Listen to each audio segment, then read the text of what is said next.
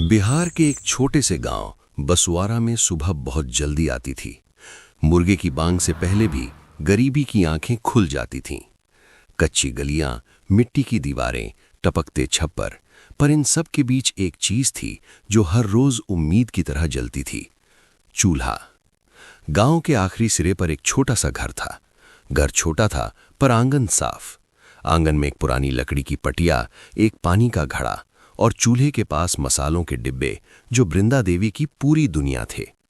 उसी घर में रहती थी बृंदा देवी, सीधी, सख्त और अपने उसूलों की पक्की।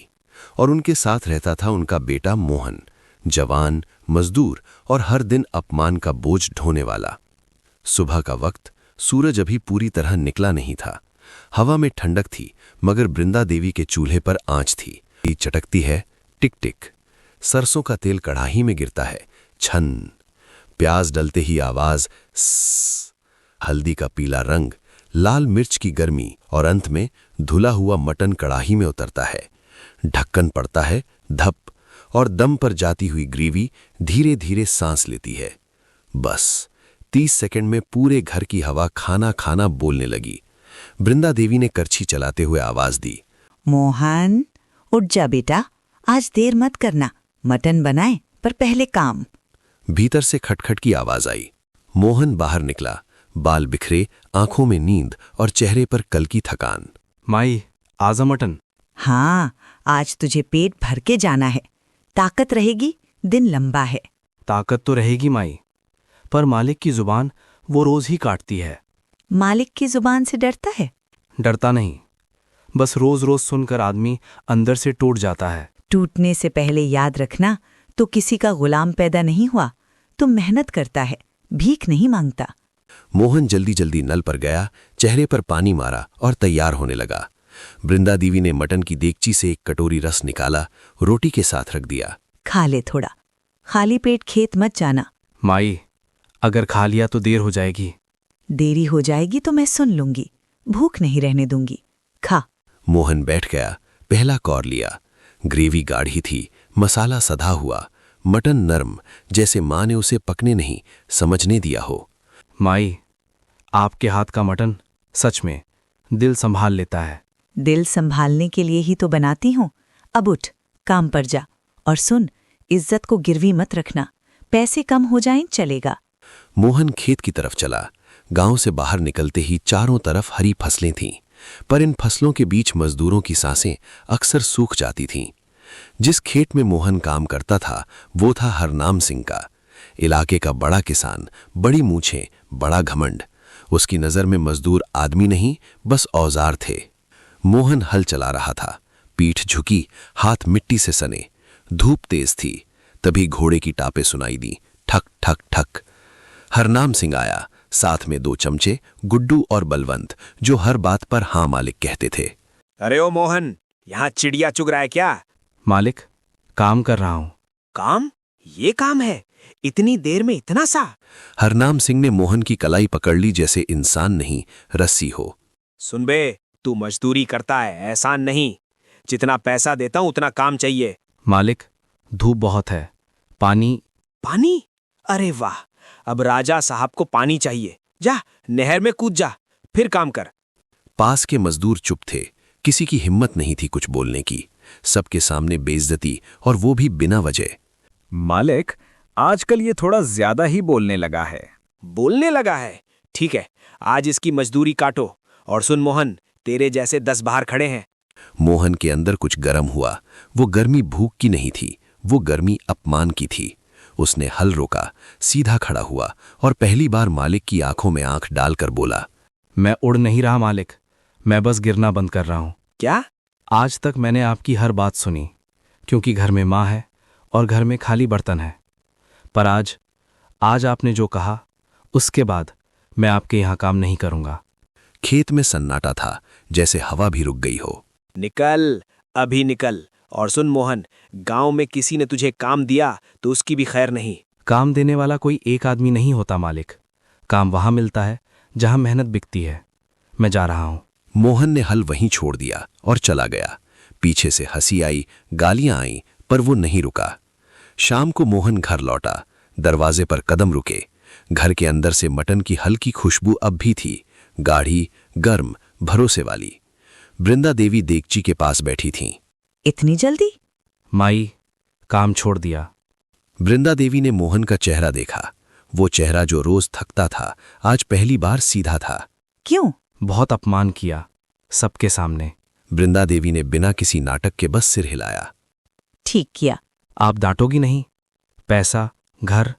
पैसा कम होगा तो हम संभाल लेंगे, पर अगर तू रोज अपमान खाकर आएगा तो एक दिन तेरी आंखें बुझ जाएंगी, फिर पैसा भी बेकार।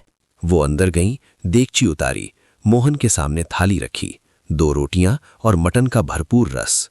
खा, आज तुझे सिर्फ खाना नहीं, हिम्मत चाहिए। अब क्या होगा माई? काम नहीं, पैसा नहीं। मोहन सुन, तू रोज दूसरों की जमीन पर मेहनत करता है, पर अपनी जिंदगी पर नहीं। मैंने गरीबी देखी है। गरीबी से लड़ाई पैसे से नहीं शुरू होती, लड़ाई सोच से शुरू होती है। हमारे हाथ में स्वाद है, तेरे बाप के समय से, और स्वाद अगर ईमानदार हो तो लोग उसे ढूंढ ही लेते हैं। पर माई, ठेला, दुकान, पैसा कहाँ से? ठेला छोटा होगा, देगची वही, मसाला वही, और शुरुआत धीमी पर पक्की। लोग खरीदेंगे? लोग भूख से नहीं, भरोसे से लौटते हैं, और भरोसा कपड़े से नहीं बनता, काम से बनता है। नाम क्या रखेंगे? बिहार का देसी मटन। मोहन ने मां की तरफ देखा, जैसे पहली बार समझ आया हो कि उसकी मां गरीब नहीं, मजबूर नहीं, बस मजबूत है। अगली सुबह मोहन बाजार गया, कंधे पर झोला, मन में डर और उम्मीद दोनों। बाजार के कोने पर कसाई की दुकान थी, राम बाबू। भारी हाथ, कड़क आवाज, पर अंदर से उतना कठोर नहीं। अरे मोहन, आज अकेला? खेत पर नहीं गया? काम छोड़ दिया राम बाबू। हर नाम से भिड़ गया क्या? भिड़ा नहीं, बस सहना बंद किया। राम बाबू ने ऊपर से नीचे तक देखा। और अब पेट कैसे चलेगा? माई के हाथ का मटन बेचेंगे। आज आधा किलो देसी मटन चाहिए, उधार पर। राम बाबू ने सांस खींची। उधार उधार?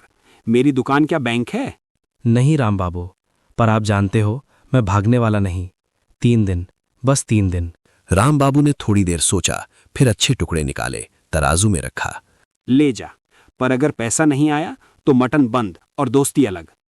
पहला ही दिन राम बाबू, मैं कोशिश नहीं, काम करके दिखाऊंगा। शाम हुई, गली में मोहन ने एक पुराना ठेला लगाया। ऊपर टीन की चादर, नीचे लकड़ी का चूल्हा और हाथ से लिखा बोर्ड, बिहार का देसी मटन। बृंदा देवी पीछे खड़ी थीं, बिना उपदेश, बिना दिखावे के, बस अपनी नजर में भरोसा। शुरू कर और अपने हाथ साफ रखना। मसाला पड़ा और गली बदल गई। पहली ग्राहक आई, धनिया काकी। अरे मोहन, ये क्या लगा दिया? काकी, मटन। तू मटन बेचेगा? अरे बाबू, ये काम बड़े लोगों का है। काम बड़ा नहीं होता काकी, हाथ बड़ा होता है। खा के देखो, फिर बोलना। काकी ने प्लेट ली, पहला निवाला, और उनकी आंखें गोल। अरे ये तो शादी वाला स्वाद है। बस यहीं से भीड़ शुरू हुई। 2 लड़के, फिर 4, फिर खेत से लौटते मजदूर, फिर चौकीदार। सबकी एक ही बात, मटन में कुछ बात हा। जहां खुशबू होती है वहां कुछ नाकें भी जलती हैं। गली के कोने पर चाय का ठेला था मुन्ना, और पास में चाट वाला शंकर। शंकर पहले मजाक करता था, अब चुप देखता। देख रहा है, कल तक ये मजदूर था, आज लाइन लग रही है। स्वाद अच्छा है, लोग आएंगे ही। स्वाद अच्छा तो हमारे धंधे का क्या? तू भी बेहतर बना। दुनिया इतनी सीधी नहीं मुन्ना, किसी का उठना किसी की नींद तोड़ता है। और उसी रात एक साजिश ने जन्म लिया। रात को मोहन ठेला समेटकर घर गया, मसाले के डिब्बे ठेले के नीचे। अंधेरे में शंकर आया, डिब्बा खोला और उसमें सफेद पाउडर मिला दिया, ऐसा कि पेट बिगड़े, नाम बिगड़े। अब देखता हूं कल कितने आते हैं। सुबह बृंदा देवी ने डिब्बा खोला, सूंघा और तुरंत चेहरा फीका पड़ गया। इसमें कुछ मिला है, ये हमारा मसाला नहीं। क्या हुआ? कौन कर सकता है? जो जलता है। मां ने डिब्बा अलग रखा, अपने हाथ से जल्दी जल्दी नया मसाला बनाया। आज मटन मेरे हिसाब से बनेगा, तू बस देख कौन देख रहा है। शाम को भीड़ लगी, तभी गली में जीप रुकी। पुलिस। यहाँ मटन कौन बेच रहा है? शिकायत आई है, खराब खाना, गंदगी। जी, मैं। ठेला सील होगा। लोगों में खलबली। तभी भीड़ से एक आदमी आगे आया, साफ कपड़े, शांत चेहरा। इंस्पेक्टर साहब, मैं खाना समझता हूँ। आप चाहें तो मैं भी देख लूँ। तुम कौन? होटल लाइन में काम करता हूँ।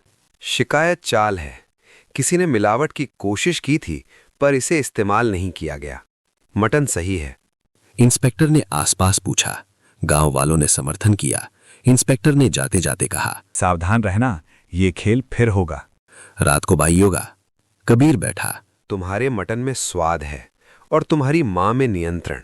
ये दोनों चीजें साथ हों तो काम बड़ा बनता है। आप मदद क्यों कर रहे हैं? क्योंकि असली स्वाद अक्सर छोटे चूल्हों से निकलता है और मैं चाहता हूं ये स्वाद दबे नहीं। मदद के बदले क्या चाहिए?